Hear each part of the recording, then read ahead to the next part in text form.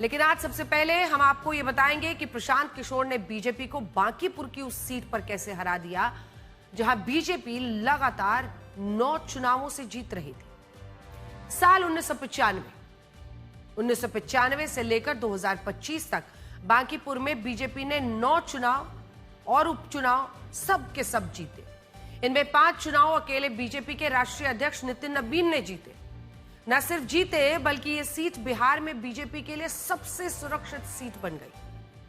साल 1995 के बाद एक बार भी ऐसा नहीं हुआ जब बीजेपी को इस सीट पर 50% से कम वोट मिले हों। 50% से कम। ये आंकड़े बताते हैं कि पिछले 5 चुनाव में बीजेपी को इस सीट पर 60% से ज्यादा वोट मिले और हर बार वो बांकीपुर की सीट कम से कम 30 से 60% वोटों के अंतर से जीती है। आपके सामने हमने इसीलिए सारे नंबर्स रख दिए। 1995 में देखिए लगभग 40.68% वोट, फिर साल 2000 आते आते 54.93, फिर 2005 की फरवरी में देखिए 59% के आसपास, 2005 में देखिए अक्टूबर का महीना 69%, 2006, 2010, लेकिन ये 15, 20 और 25 आप देखिए लगातार कंसिस्टेंटली 60 और 60% से ऊपर है। ये सीट पर दूसरी पार्टियों को वोट नहीं मिलते थे। उतने वोटों से बीजेपी इस सीट पर हर बार चुनाव जीता करती थी। लेकिन इस बार के उपचुनाव में ऐसा उलटफेर हुआ कि आज हर कोई ये पूछ रहा है कि प्रशांत किशोर ने पिछले 30 दिनों में आखिर ऐसा क्या कर दिया कि उन्होंने बांकीपुर में बीजेपी का 30 साल पुराना सबसे सुरक्षित किला ढा दिया। सिर्फ एक साल पहले 2025 में जब बिहार में विधानसभा के चुनाव हुए थे तब बांकीपुर में बीजेपी को 62.6%, ये जो आप देख रहे हैं 62.6% वोट मिले थे। और हैरानी की बात यह है कि उस चुनाव में प्रशांत किशोर की जनसुराज पार्टी भी लड़ी थी और इस सीट पर जनसुराज पार्टी की जमानत जब्त हो गई थी। 7000 वोट हासिल हुए थे पूरे। अब चुनावी इतिहास में ऐसे बहुत कम उदाहरण मिलते हैं जब किसी पार्टी ने एक साल के अंदर इतना बड़ा कमबैक कर लिया। लेकिन इन उपचुनावों में सारी कहानियां, सारे विश्लेषण और सारे अनुमान धरे के धरे रह गए। जिस सीट पर प्रशांत किशोर की पार्टी पिछले साल जमानत भी नहीं बचा पाई थी, वहां इस बार उपचुनाव में प्रशांत किशोर लगभग 20,000 वोटों से जीते हैं और उन्हें कुल 49.2% जो है वो वोट मिले, जबकि बीजेपी 34 यानी लगभग जो 50-60 वो लाती थी उसके आधे के से थोड़े ज्यादा पर यानी 34.4% वोट बीजेपी को मिले। इसका मतलब ये हुआ कि प्रशांत किशोर और बीजेपी के वोटों में 15% का अंतर रहा और 15% का अंतर कोई छोटा मोटा अंतर नहीं होता, वो भी ऐसी सीट पर जहां बीजेपी लगातार जीतती थी। उनका गढ़ माना जाता है जहां की जातिगत समीकरण बीजेपी के पक्ष में माना जाता था। बांकीपुर में बीजेपी ने नीरज सिन्हा को उम्मीदवार बनाया जो कायस्थ समुदाय से आते हैं। पूर्व विधायक और बीजेपी अध्यक्ष नितिन नबीन भी इसी कायस्थ समुदाय से आते हैं, जिनकी बांकीपुर सीट पर जानते हैं आबादी सिर्फ कायस्थ वोट कितना है, 14%। प्रशांत किशोर ब्राह्मण समुदाय से जिनकी आबादी इस सीट पर लगभग 7% है। हमने इसीलिए आपके सामने पूरा ब्रेकअप निकाला है। आरजेडी ने रेखा कुमारी को चुनाव लड़ाया जो वैश्य समुदाय से आती हैं और वैश्य भी आप देख रहे हैं कि लगभग 9% है। बांकीपुर में 9% आबादी वैश्य समुदाय के लोगों की है, 9% ही आबादी मुस्लिम समुदाय के लोगों की है। अब बीजेपी के लिए माना जाता था कि उसे बांकीपुर में कायस्थ वोट भी मिलते थे, ब्राह्मण वोट भी मिलते थे, भूमिहारों के वोट भी मिलते थे और राजपूत और कुर्मी समुदाय के वोट भी मिलते थे। तो ये पूरा नंबर जो है, और इन आंकड़ों से ऐसा ही लगता था कि बीजेपी के लिए बांकीपुर में जीतना मुश्किल नहीं होगा और अगर बीजेपी को जातिगत समीकरणों में किसी पार्टी से टक्कर मिल सकती है तो वो पार्टी लालू यादव की आरजेडी होगी। लेकिन ये सारा गेम पलट गया है। अब सबसे बड़ी बात, इससे पहले कि हम आगे बढ़े, आपको बताना चाहते हैं कि बांकीपुर सीट, आप सोचिए कि पटना में एक अर्बन सीट मानी जाती है, एक शहरी सीट जिसपे अगड़ों का अच्छा खासा बोलबाला है। ऐसे में अगर आप देखें तो कैरेक्टर और केमिस्ट्री से ये सीट बिल्कुल बीजेपी की लगती है। लेकिन बांकीपुर साल 2006 के बाद सबसे कम मतदान इस बार हुआ है। बाई इलेक्शन में सिर्फ 34% वोट इस बार डाले गए। तब प्रशांत किशोर सारे जातिगत समीकरण तोड़कर लगभग इन 34% वोट के 50% वोट हासिल करने में कामयाब हो गए और उन्हें 15% यानी लगभग 20,000 वोटों के अंतर से जीत मिली और बांकीपुर में बीजेपी का किला ढह गया। देखिए, ये चुनाव विधायक बनाने के लिए नहीं बना हुआ था। ये पहले दिन से हम लोग कह रहे थे कि बांकीपुर का चुनाव विधायक चुनने के लिए नहीं है। ये बिहार में भाजपा एनडीए की जो सरकार है उसका जो नेतृत्व है उस पर निर्णय लेने के लिए ये चुनाव हो रहा है। और बांकीपुर की जनता ने बड़ा स्पष्ट ये अपनी ओर से और बिहार के लोगों की ओर से ये मत दिया है कि भाजपा के केंद्रीय नेतृत्व को ये सोचना चाहिए, विचार करना चाहिए और बिहार के हित में, बिहार के बच्चों के हित में, बिहार में एक अच्छे व्यक्ति को, चरित्रवान और काबिल व्यक्ति को बिहार की कमान सौंपनी चाहिए। बिहार में हर हालत में शिक्षा हो, रोजगार हो, पलायन रुके, यही संदेश मैं इस जीत में देखता हूं।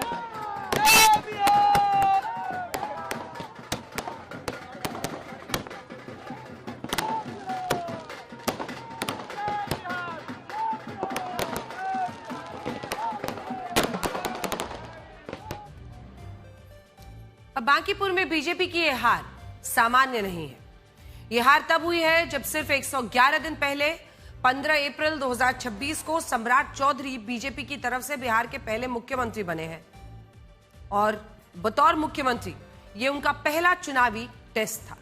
यह हार तब हुई है जब ये सीट बीजेपी के राष्ट्रीय अध्यक्ष नितिन नवीन ने खुद खाली की थी और वो खुद बांकीपुर में मोर्चा संभाल रहे थे। यानी नितिन नवीन का भी ये पहला चुनावी टेस्ट था। इसके अलावा यह हार तब हुई है जब नीतीश कुमार अब बिहार के मुख्यमंत्री नहीं हैं और उन्हें राज्यसभा भेज दिया गया है और इस वजह से भी इन उपचुनाव को बीजेपी के लिए सबसे बड़ा टेस्ट माना जा रहा है। यह हार तब हुई है जब बीजेपी इस सीट पर लगातार 9 बार से जीत रही थी। साल 2015 में जब नीतीश कुमार और लालू यादव का गठबंधन हुआ तब उस दौर में भी बीजेपी ये सीट हारी नहीं थी, लेकिन इस बार प्रशांत किशोर ने इस सीट को बीजेपी से छीन लिया। ये भी तब हुआ जब भारत में पेपर लीक के मुद्दे पर एक बड़ा आंदोलन हुआ। इस आंदोलन के तहत दिल्ली और मुंबई के बाद सबसे ज्यादा विरोध प्रदर्शन पटना की सड़कों पर हुए, जिनमें कई एफआईआर भी उस वक्त दर्ज हुई।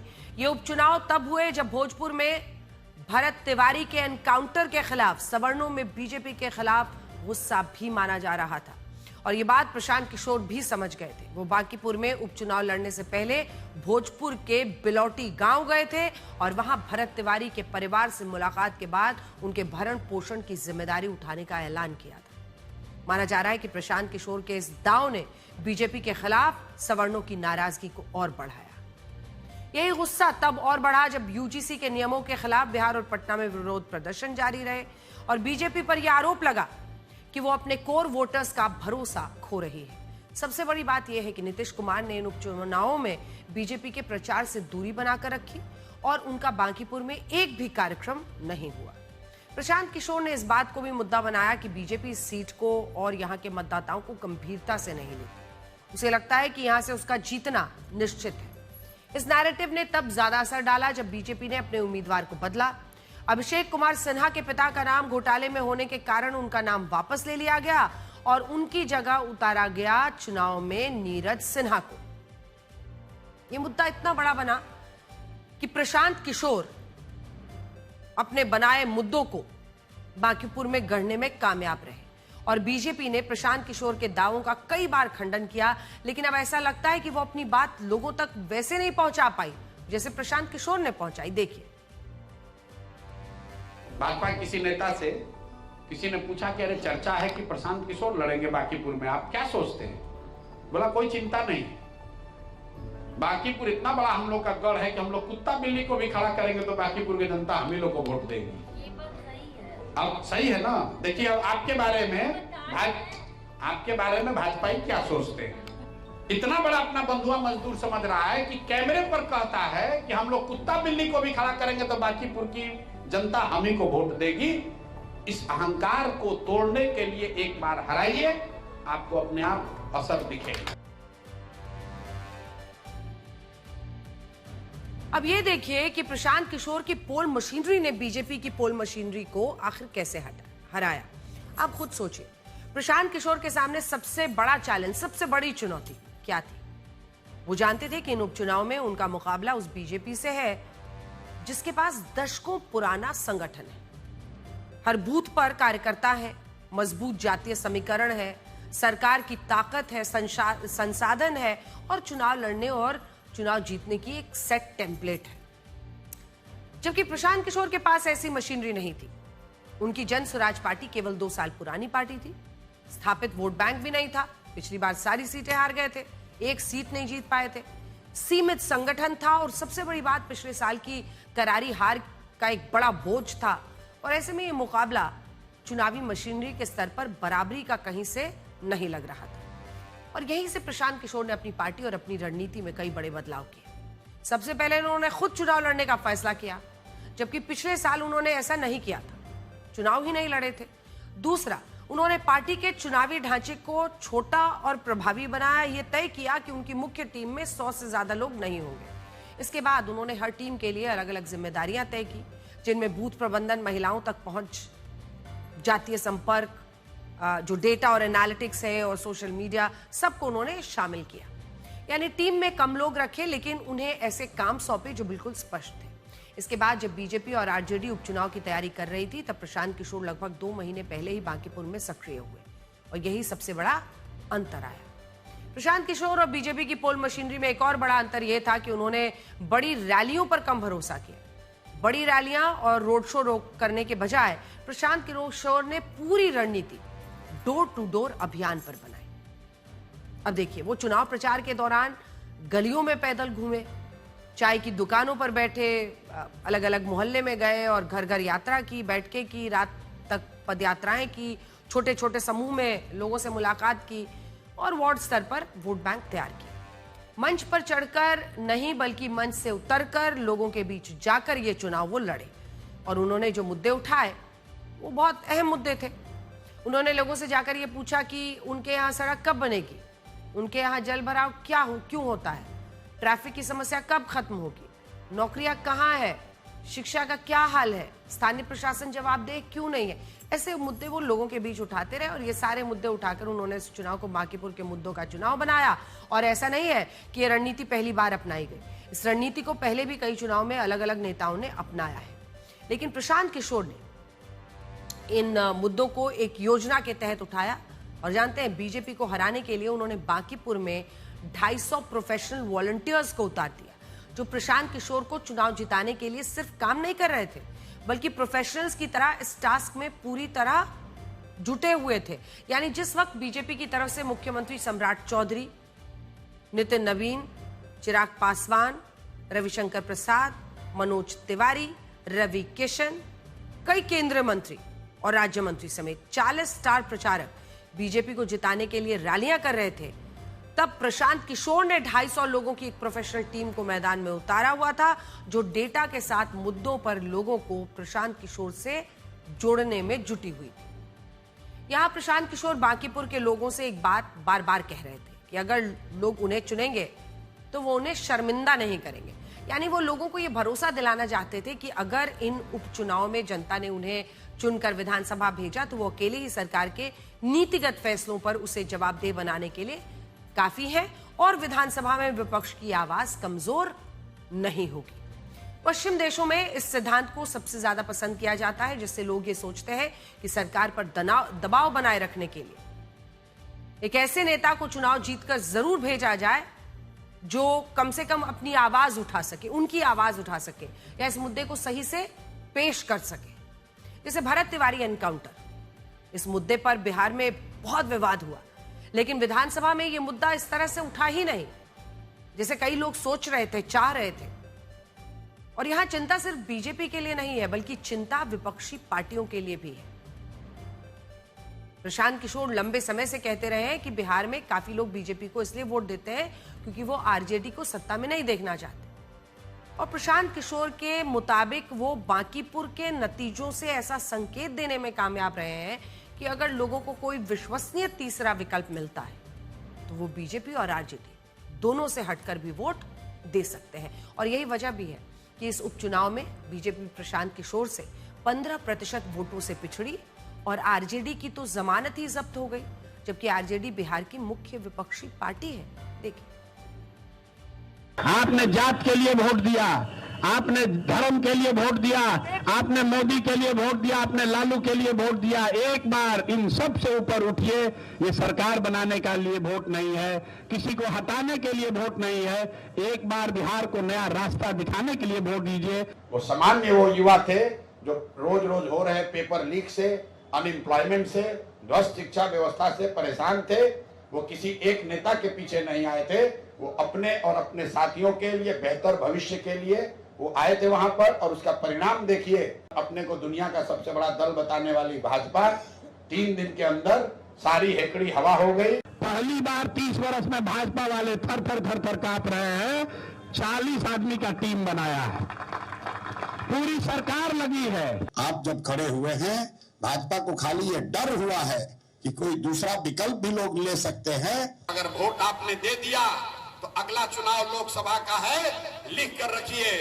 भाजपा का एक एक नेता आपके घर आएगा, आपसे पूछेगा, ए चचा काहे नहीं वोट दिए, काहे नाराज है, आपकी पूछ बढ़ेगी। बांकीपुर बिहार का पहला विधानसभा बनेगा जहां अगर आपके बच्चे के पढ़ाई के लिए सरकारी स्कूल अच्छा नहीं है तो आप अपने बच्चे को प्राइवेट अंग्रेजी स्कूल में पढ़ाइए। उसका खर्चा प्रशांत किशोर के जिम्मे अपने भाई अपने बेटे पर छोड़ दिया। इतने वोट से भाजपा हारेगी कि जीवन में कभी ये कहने का दुस्साहस नहीं कर पाएंगे कि हम लोग कुत्ता बिल्ली को भी खड़ा करेंगे तो चुनाव जीत जाएगा। अब तक प्रशांत किशोर से बार बार यही पूछा जाता था कि वो दूसरों को चुनाव जिता सकते हैं, लेकिन क्या खुद कोई चुनाव जीत सकते हैं? अगर आप इस ग्राफिक्स को देखेंगे तो चुनावी रणनीतिकार की भूमिका में प्रशांत किशोर ने कई राजनीतिक पार्टियों को चुनाव जिताए हैं। हालांकि कई जगहों पर वो फेल भी हुए हैं और कई लोग ये आरोप लगाते हैं कि जहां जहां जीतने की प्रोबेबिलिटी या चांस ज्यादा हो वहां पर प्रशांत किशोर पहुंच जाते हैं मदद करने। लेकिन देखिए, जब साल 2012 में नरेंद्र मोदी गुजरात के मुख्यमंत्री थे और अपने कार्यकाल का लगातार तीसरा चुनाव लड़ रहे थे, तब प्रशांत किशोर ने ही उनके लिए चुनावी रणनीति पर काम किया था। इसके बाद साल 2014 के लोकसभा चुनाव में वो प्रधानमंत्री मोदी की टीम का हिस्सा थे और इसके बाद उन्होंने बिहार से लेकर पंजाब, पंजाब से लेकर आंध्र प्रदेश से लेकर दिल्ली, महाराष्ट्र, पश्चिम बंगाल, तमिलनाडु में डीएमके को 2021 का विधानसभा चुनाव जो है उसमें वो रणनीतिकार रहे और ये लोग चुनाव जीते। और एक चुनावी रणनीतिकार के रूप में उनका करियर शानदार रहा। लेकिन जब 2024 में उन्होंने अपनी खुद की पार्टी बनाई, बिहार में तीसरा विकल्प बनने के लिए ताल ठोकी, बड़ी मेहनत की, 2 साल तक तो सिर्फ घूमते रहे अपनी पार्टी बनाने से पहले, तब पिछले साल विधानसभा चुनाव में 2036 सीटों पर उनकी पार्टी की जमानत जब्त हुई। तो 236 पे तो जमानत जब्त हुई और मतलब कुल मिलाकर उनको लेकर, उनकी लीडरशिप को लेकर, उनकी पार्टी, उनकी सोच को लेकर बहुत सारे सवाल उठे। लेकिन आज प्रशांत किशोर ने अपना पहला जो चुनाव है, जब वो खुद चुनावी मैदान में उतरे तो जीत दर्ज की और कई चीजों को इसके साथ बदल दिया। अब ये नहीं कहा जा सकता कि जनसुराज पार्टी से प्रशांत किशोर का एक प्रयोग है। दूसरा, अगर बीजेपी का सबसे सुरक्षित गढ़ भी चुनौती में आ सकता है तो बिहार की बाकी सीटों पर मुकाबला और मुश्किल हो सकता है। तीसरा, जनसुराज पार्टी अब सिर्फ बीजेपी ही नहीं, आरजेडी और कांग्रेस के लिए भी चुनौती बन सकती है। यानी बिहार की राजनीति में तीसरे विकल्प की संभावना पहले से ज्यादा मजबूत दिख रही है। और प्रशांत किशोर ने खुद कहा है कि 30 साल का गैप सिर्फ 30 दिनों में भर गया। यानी इस बयान के जरिए उनका इशारा था कि सालों से जिस राजनीतिक जगह को खाली माना जा रहा था उसे उन्होंने बहुत कम समय में भर दिया।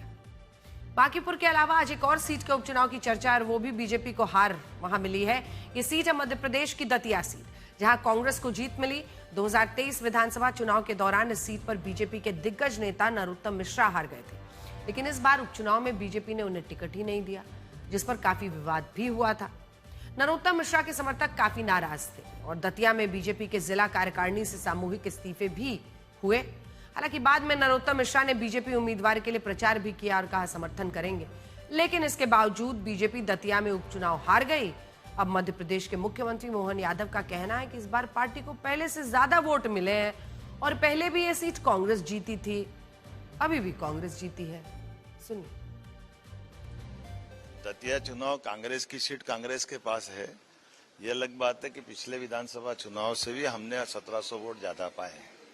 चुनाव में जनतंत्र में हमारे प्रति जनता का विश्वास, बीते विधानसभा चुनाव के बाद 29 की 29 लोकसभा अगर जीती है तो आजादी के बाद पहली बार भारतीय जनता पार्टी ने जीती है।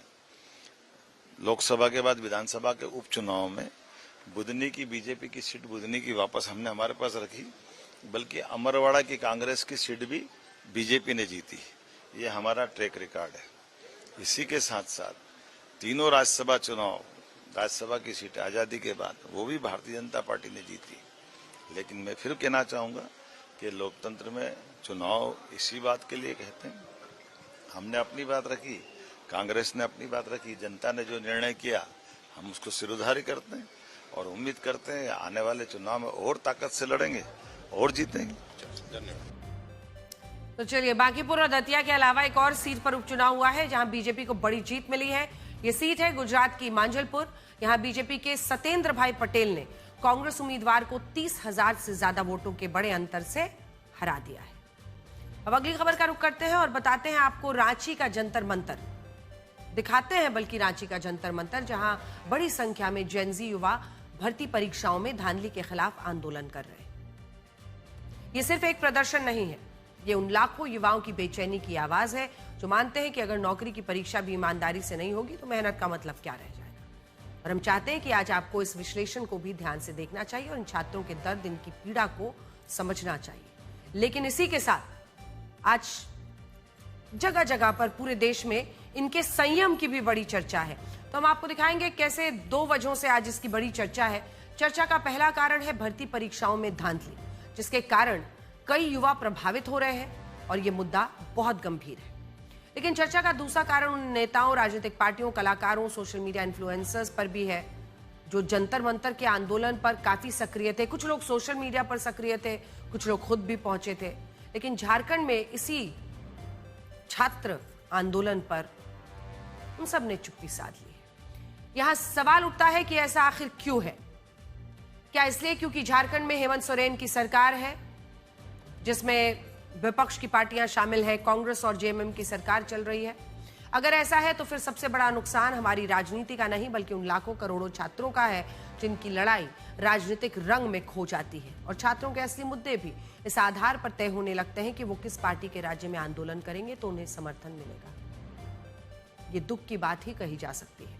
बेरोजगारी, पेपर लीक, भर्ती घोटाला जैसे मुद्दों का कोई धर्म नहीं होता, कोई जाति नहीं और कोई विचारधारा नहीं हो सकती। और सबसे बड़ी बात तो यही है कि जब जंतर मंतर पर हमने छात्रों को इतना आंदोलित देखा, लगातार उनकी खबरें चलती रही, लगातार समर्थन उनको मिलता रहा, तो ऐसे में आज इन बच्चों की क्या गलती है कि छात्रों के इस मुद्दे पर भी पार्टी वाली राजनीति हावी हो रही है, उससे कोई ऊपर उठने को तैयार नहीं है। इसीलिए हमने शुरुआत में एक शब्द का इस्तेमाल किया था, रांची का जंतर मंतर। हमने ये तुलना किसी राजनीतिक कारण से नहीं की थी। हमने ऐसा इसलिए कहा क्योंकि हमें इन दोनों आंदोलनों में एक समानता दिखाई देती है। बच्चे निकले हैं, आप खुद देखिए, दिल्ली में भी जेनजी युवा अपने भविष्य के लिए लड़ रहे थे, रांची में भी जेनजी युवा अपने भविष्य के लिए लड़ रहे हैं। दिल्ली में भी सबसे बड़ा सवाल परीक्षाओं की विश्वसनीयता का था और रांची में भी सवाल वही है। देखिए आप रांची की तस्वीरें। दिल्ली में मांग थी कि छात्रों की मेहनत के साथ धोखा बंद हो और रांची में भी यही मांग है। इसीलिए असली तुलना जगह की नहीं, मुद्दे की है। हालांकि रांची का आंदोलन सिर्फ इसलिए नहीं चल रहा क्योंकि देश में पहले जंतर मंतर पर आंदोलन हुआ था। यह आंदोलन अपनी अलग वजहों से पैदा हुआ, इसकी अपनी कहानी है, अपनी पीड़ा है और हम चाहते हैं कि पूरा देश इन छात्रों के दर्द को जाने।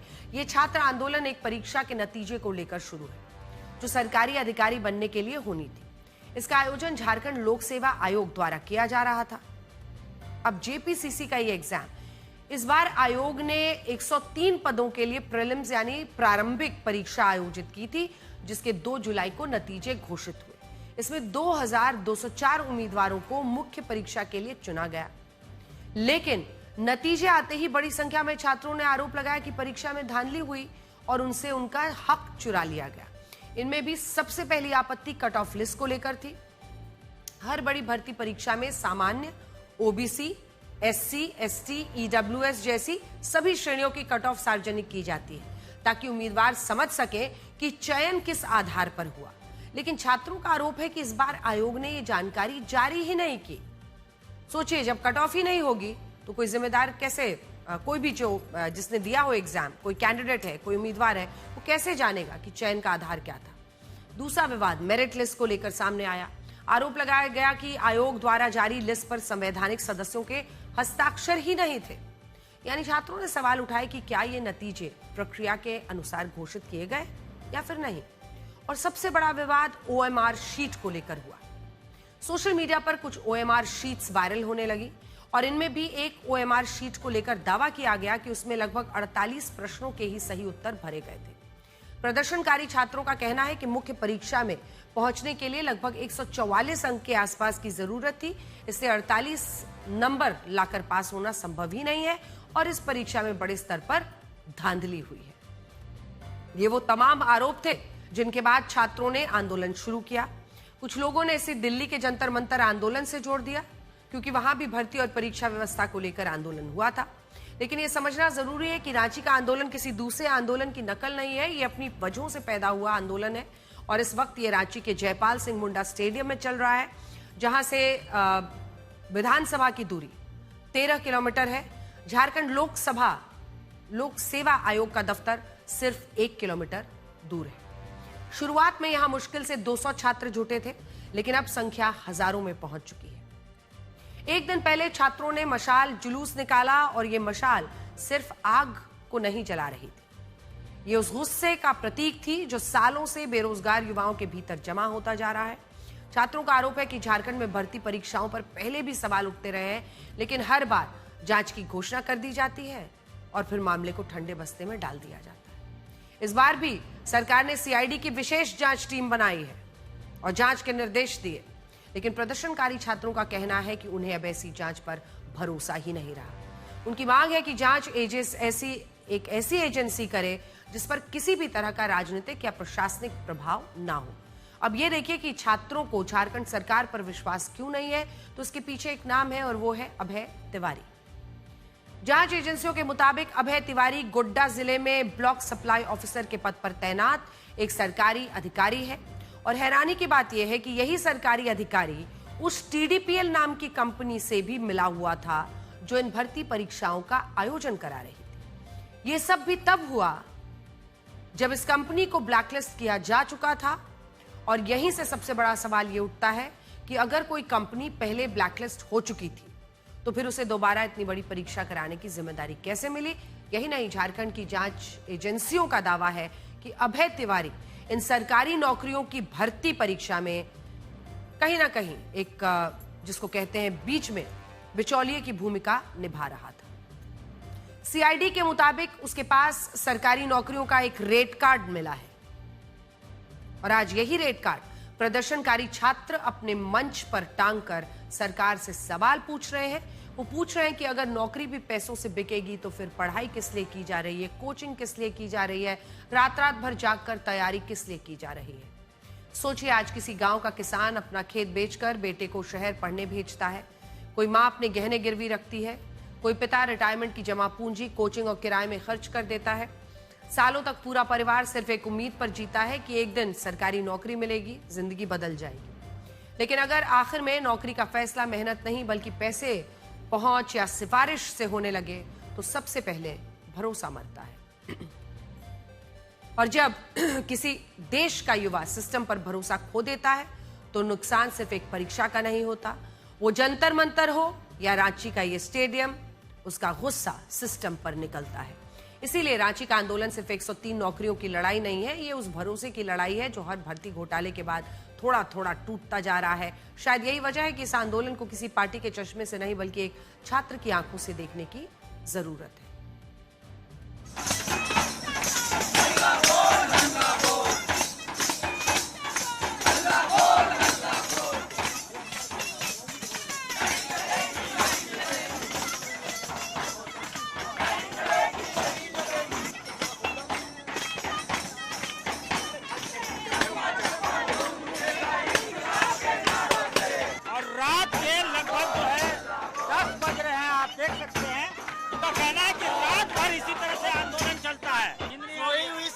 जगाना है तो नींद नहीं आती हम लोग को। आज जाए तो जाए कहाँ? हेमंत चाचा बोलते हैं कि तुम भुसका बेचो, गुलगुला बेचो और ये बकरी बेचो, बकरी पालो, हड़िया बेचो। तो झारखंडी हड़िया बेचेगा और आप पेपर बेचेगा। तो इसीलिए हेमंत चाचा के मेरी आग्रह है कि हमें मौत दे दीजिए और या तो इंसाफ दीजिए या न्याय दीजिए। तो हेमंत चाचा आप जरूर से जरूर इस पे इंसाफ कीजिए, क्योंकि ये जो छात्र है वो यूं ही नहीं निकले हैं। प्लीज आप जल्दी से यहाँ पधारें, आप आइए, आप हमसे एक बार वार्तालाप करके देखें कि हम स्टूडेंट्स क्या चाहते हैं, आप आखिर क्या चाह रहे हैं, आखिर क्यों इतने बच्चे त्रस्त हो चुके हैं। तो आप प्लीज जल्दी से आइए और हम स्टूडेंट्स की भावनाओं को थोड़ा कदर कीजिए। मांगे यही है कि जो भी जेपीएससी जेएससीसी है उसकी जो रिजल्ट है उसको रद्द करना चाहिए। कम से कम हम जैसे युवाओं को समस्या को समझिए आप। क्यों? क्योंकि हम इसी राज्य के युवा हैं, हम किसी और जगह से नहीं आए हुए हैं। और हम जैसे युवा जो हमारे अंदर पोटेंशियल, उस पोटेंशियल को आप समझिए। एक होता है ना, सोया हुआ आदमी को जगाना आसान है, लेकिन जो जगा हुआ आदमी और सोने का नाटक कर रहा है उसको जगाना थोड़ा मुश्किल है। तो खैर हम लोग जगा लेंगे।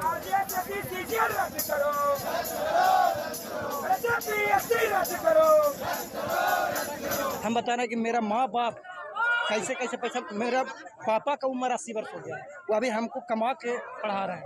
सोचिएगा हमको उम्र 26-27 साल हो गया और हमारा सरकार नहीं सुन रहा था। हम कैसे, हम आखिर माँ बाप के सहारा भी नहीं बन पा रहे हैं। जैसे जंतर मंतर के आंदोलन को सोनम वांगचुक के रूप में एक बड़ा चेहरा मिला। उन्होंने 26 दिनों तक छात्रों की मांग को लेकर अनशन किया। ठीक उसी तरह झारखंड के इस छात्र आंदोलन को देवेंद्र नाथ महतो के रूप में एक बड़ा चेहरा मिल गया है, जो परीक्षाओं में धांधली के खिलाफ अनशन पर लगातार है। देवेंद्र नाथ महतो ने साल 2024 में विधानसभा का चुनाव भी लड़ा था और अपने चुनावी हलफनामे में खुद को सामाजिक कार्यकर्ता, छात्र आंदोलन का नेता बताया था। ये उनका पहला आंदोलन नहीं है।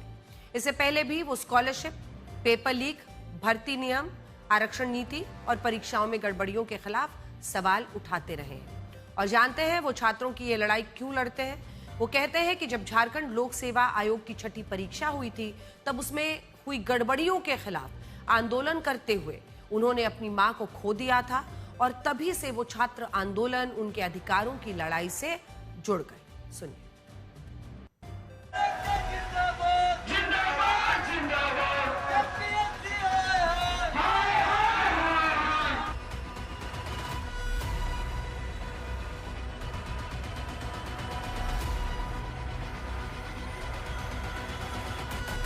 भूख हड़ताल पर यहाँ पे हैं देवेंद्र नाथ महतो, छात्र के नेता हैं और इनसे सीधे बातचीत करते हैं। दूसरा दिन है ये, कब तक जारी रहेगा देवेंद्र जी ये जो आपका आंदोलन है और इंडेफिनिट फास्ट जो क्या ये अनिश्चितकालीन आपका फास्ट?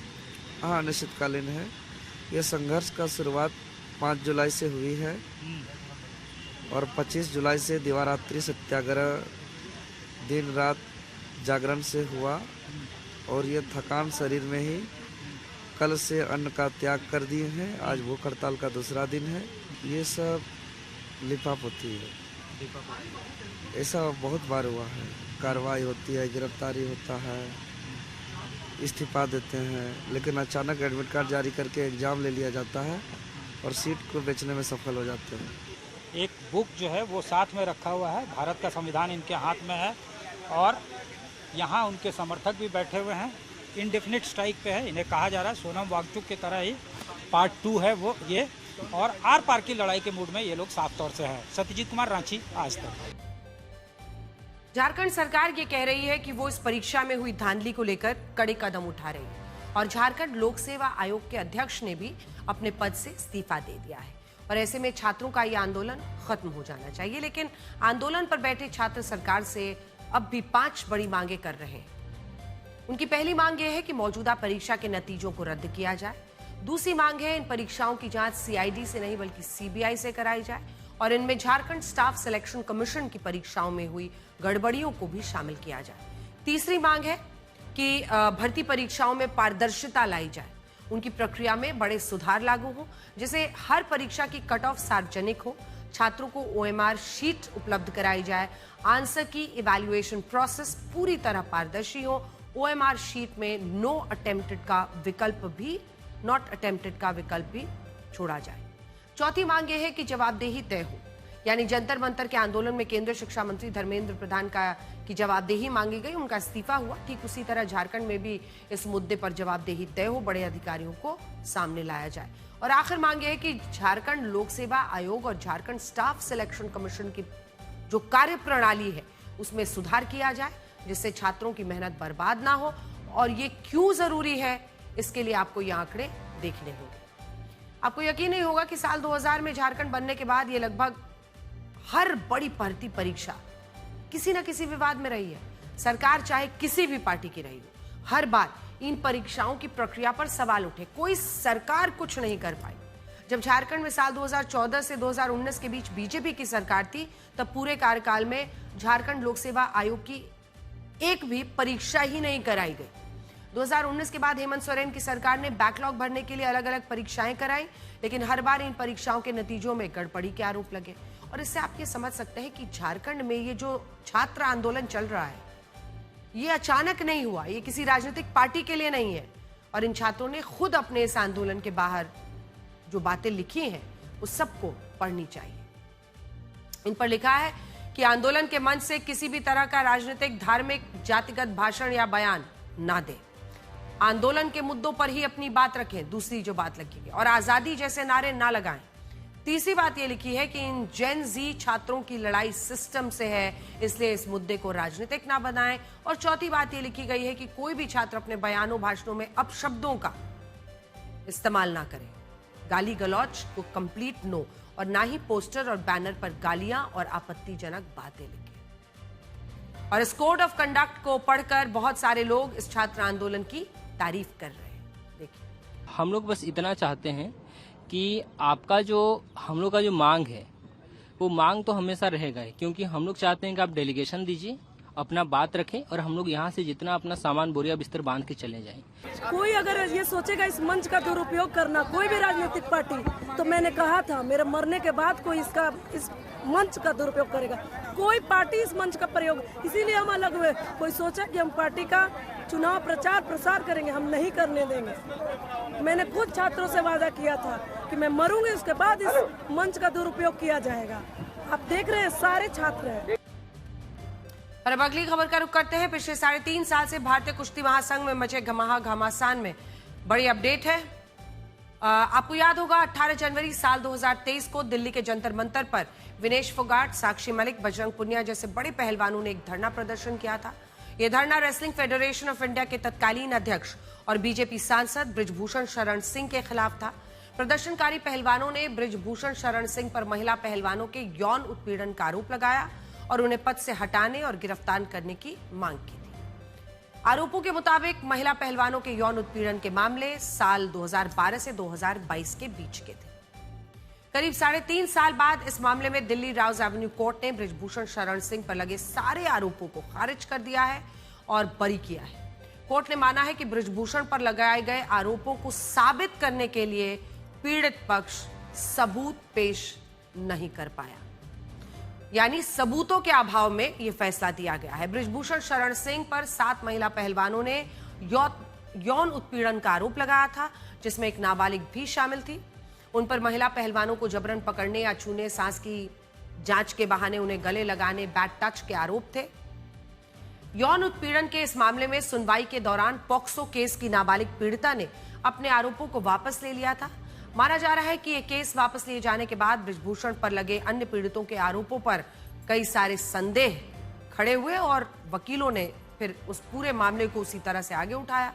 इधर दिल्ली पुलिस ने पॉक्सो केस में 550 पन्नों की रिपोर्ट में बताया कि नाबालिग के आरोपों को साबित करने वाले सबूत नहीं थे। इसी रिपोर्ट में पीड़िता की तरफ से दावा किया गया उसने बृजभूषण शरण सिंह पर जो आरोप लगाए थे वो टीम में ना चुने जाने की निराशा, मानसिक तनाव की वजह से लगाए गए थे। अब ये बातें जब सामने आई पीड़िता के नए बयान और जांच के बाद पुलिस ने पॉक्सो केस को रद्द करने की रिपोर्ट दाखिल की थी। फिलहाल राउज एवेन्यू कोर्ट के फैसले से पूर्व बीजेपी सांसद बृजभूषण शरण सिंह बहुत खुश नजर आ रहे हैं।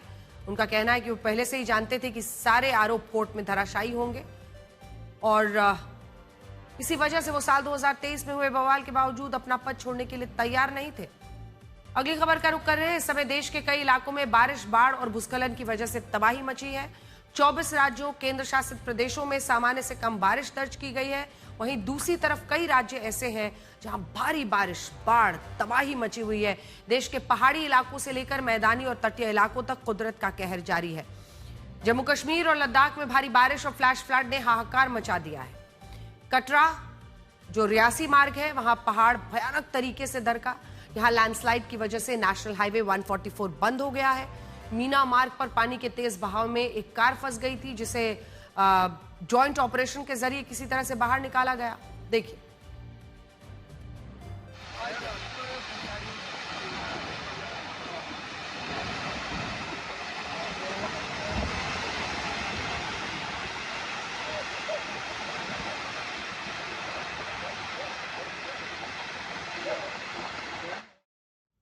इधर करगिल के चितकन इलाके में नाला उफान पर आने से कई गांव सैलाब की चपेट में आ गए हैं। गांदेरबल में फ्लैश फ्लड के चलते कुछ ही देर में पूरा एक इलाका ही डूब गया। रास्तों में पानी भर गया और घरों में पानी की दीवार में इस वक्त एक तरह से जितने भी घर हैं वो कैद हो चुके हैं। सोनमर्ग इलाका, पानी का सैलाब तेजी से आगे बढ़ रहा है। उधर श्रीनगर जाने वाले जो हाईवेज हैं उन पर ट्रक्स की लंबी कतारें लगी हुई हैं। मौसम विभाग ने अगले 2 दिनों तक भारी बारिश का रेड अलर्ट जारी किया है, जिससे संकट और गहरा सकता है।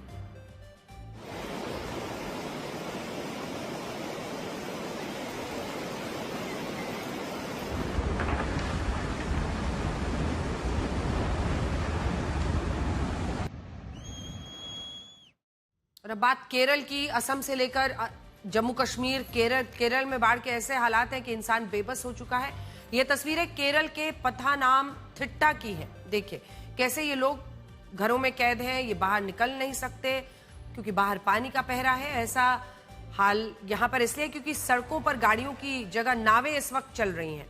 लोग घरों में कैद हैं। सुरक्षा कर्मी कमर तक पानी में उतरकर लोगों तक किसी तरह से पीने का पानी और जो जरूरी खाने पीने का सामान है वो पहुंचा रहे हैं।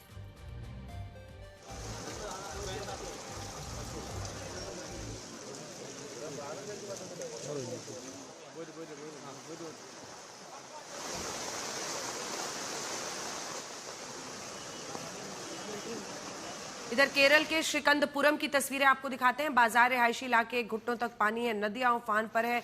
पानी घरों के अंदर तक पहुंच गया है। मौसम विभाग ने केरल के 12 जिलों में भारी बारिश का अलर्ट जारी किया है।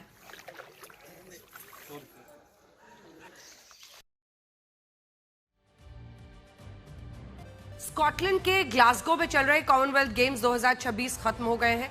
इस बार भारतीय खिलाड़ियों ने शानदार प्रदर्शन दिखाया है।